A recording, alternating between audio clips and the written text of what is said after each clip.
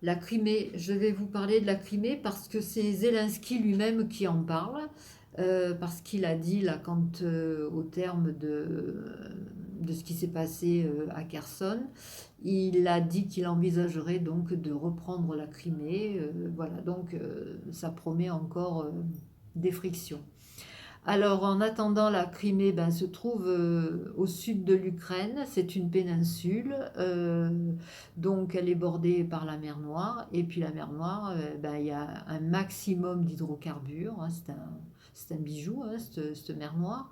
Donc, elle recèle donc de gaz naturel, de pétrole, voilà. Mais la Crimée elle-même, en elle-même, c'est quand même un endroit stratégique, hautement stratégique, et ça a été de tout temps.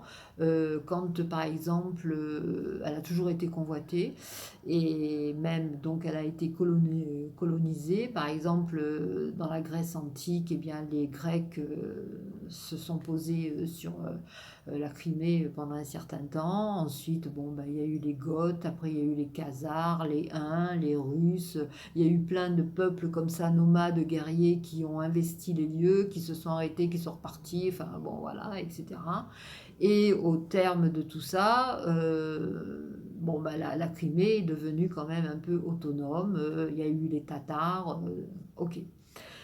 Alors là où elle commence à prendre un virage, c'est surtout quand la Catherine II, la grande Catherine, la mère de toutes les Russies, elle a dit donc au terme des guerres russo-turques, elle a dit qu'elle annexait donc la Crimée à la Russie. Alors en premier, c'est elle qui a commencé à donner le là, hein, voilà. Donc, c'est elle-même aussi donc, qui a fondé la ville, le port d'Odessa. Donc, la Crimée, ensuite, quand il y a eu la révolution en 1917 jusqu'en 1922, la guerre civile par rapport au régime tsariste, donc la Crimée, elle s'est proclamée en 1917, elle s'est proclamée République populaire de Crimée. Ok. Mais en attendant,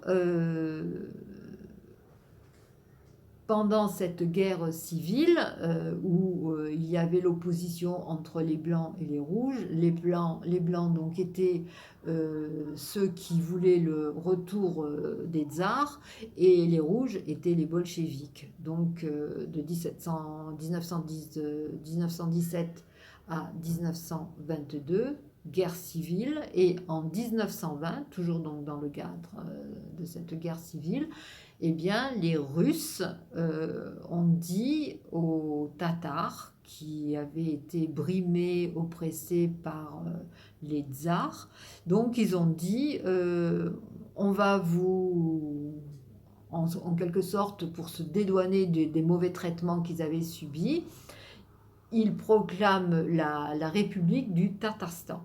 Donc le Tatarstan, c'est ni plus ni moins, c'est rendre honneur, si vous voulez, aux Tatars qui vivaient donc en Crimée et qui ont été opprimés par les tsars. Alors ça c'est en 1920, République Tatarstan qui est proclamée, ok, et de 1920 à 1928, ça pouvait peut-être aller. Seulement, à partir de 1922, le bloc soviétique est né. C'est-à-dire que il y a eu l'URSS qui comptait à peu près, je ne sais pas, et qui comptait plusieurs républiques, comme par exemple justement l'Ukraine, l'Arménie, l'Azerbaïdjan, la Biélorussie, le Kazakhstan, le Turkménistan, enfin je ne vais pas tous vous les citer.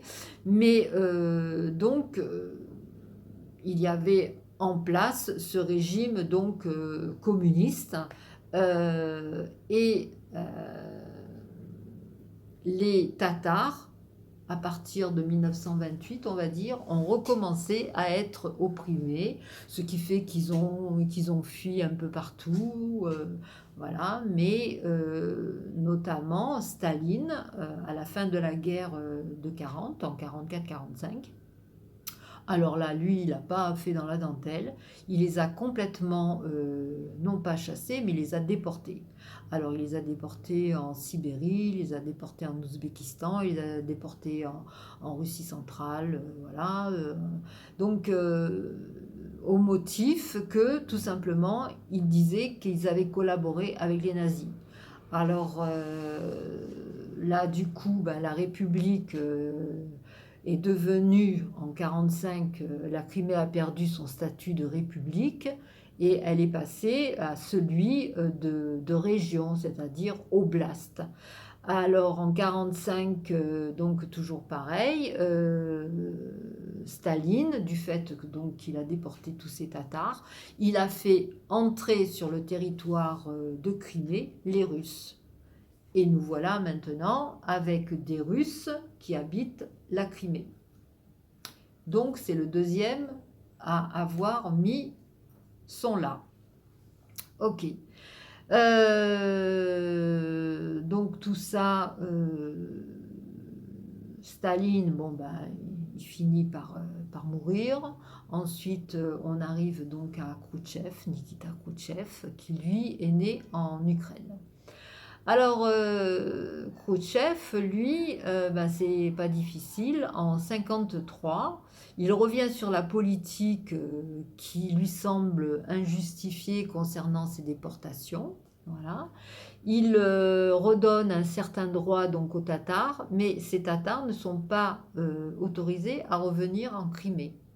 Ensuite, il faudra attendre, on va dire, les années 91 pour que le Soviet suprême déclare illégales et criminelles toutes les lois qui ont attrait donc à la déportation.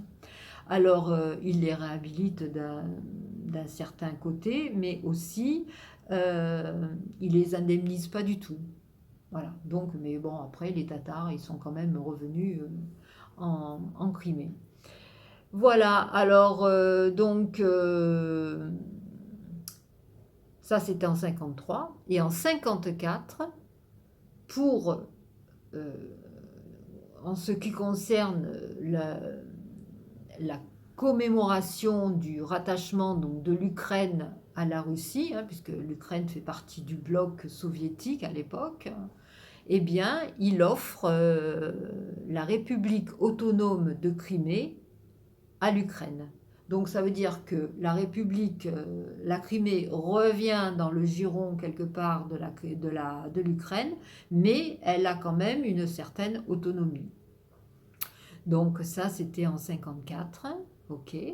Ensuite, nous arrivons dans les années de la chute du mur de Berlin en 1989. Et ça laissait donc déjà supposer que le bloc soviétique allait s'effondrer.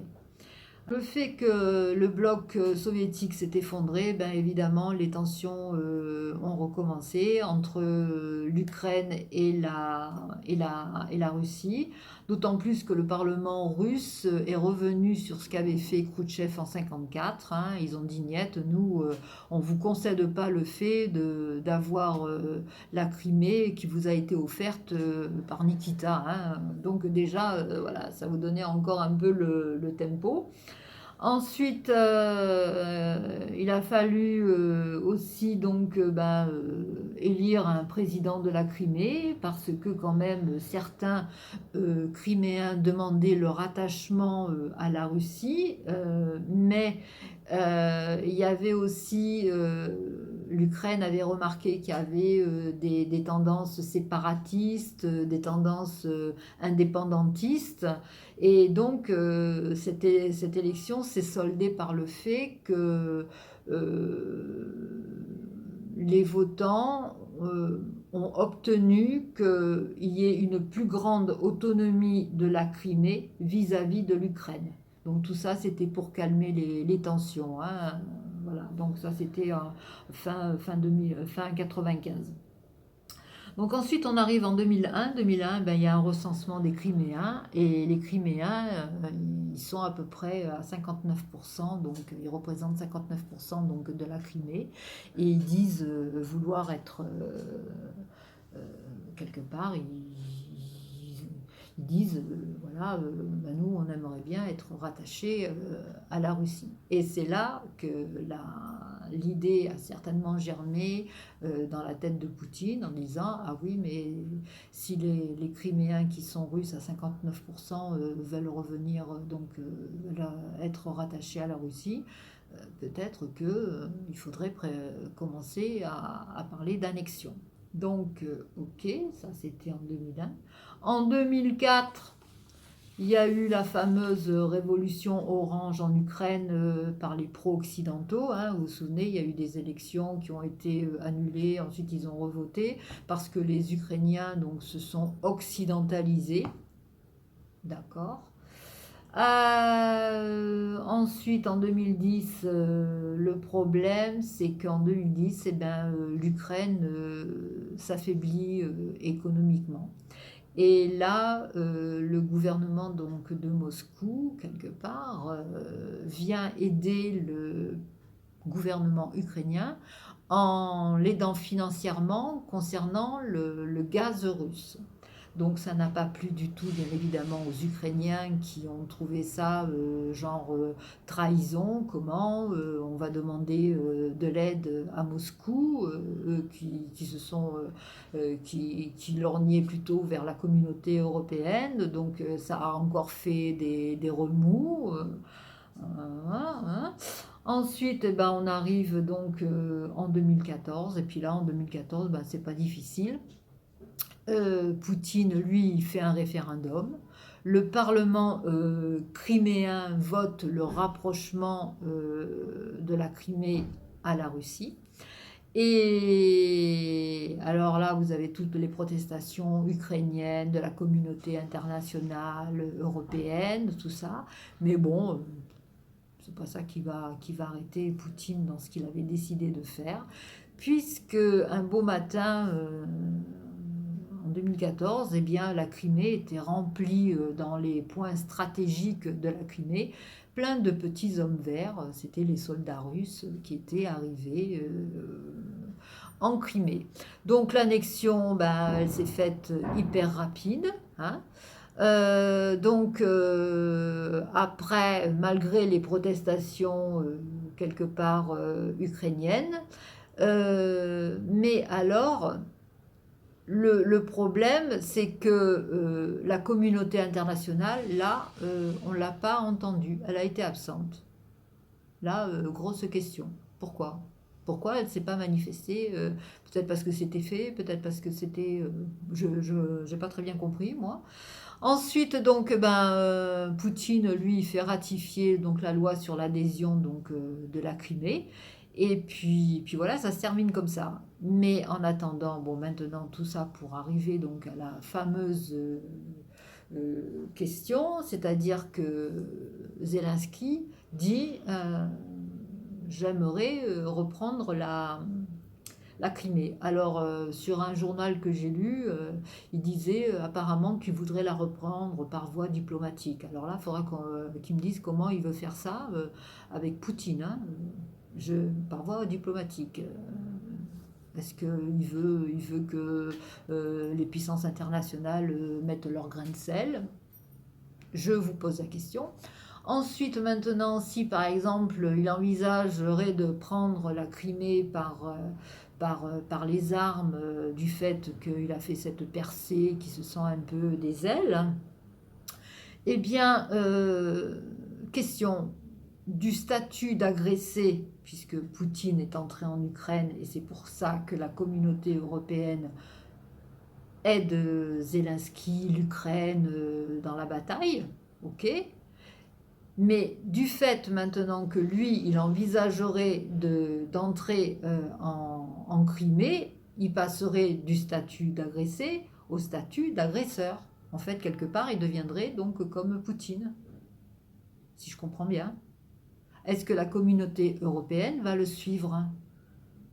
Est-ce qu'il compte sur la communauté européenne pour le suivre dans cette démarche qui serait faite par les armes ou par voie diplomatique. Je ne sais pas du tout comment il envisage son truc là, mais quelle que soit la solution qu'il envisagerait, moi je vous pose la question.